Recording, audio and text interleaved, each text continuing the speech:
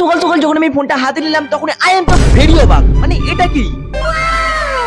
মানে ভাই internet scroll করতে আমার চোখের সামনে ঠিক এই ভিডিওটা এলো, যেটাকে দেখার পর আমার ইচ্ছে হলো এটাকে বানানোর। তো চলো বানানো যাক। এটা বানানোর জন্য তোমাদের প্রথমে নিতে হবে একটা A4 সাইজ পেজ, দেন তারপরে ওটাকে ভালো করে মাঝখান থেকে ভাঁজ করতে হবে। দেন তারপরে ওটা হলে তোমাদেরকে আমার মতো এমন করে ভাঁজ করতে হবে যেমনটা আমি করছি।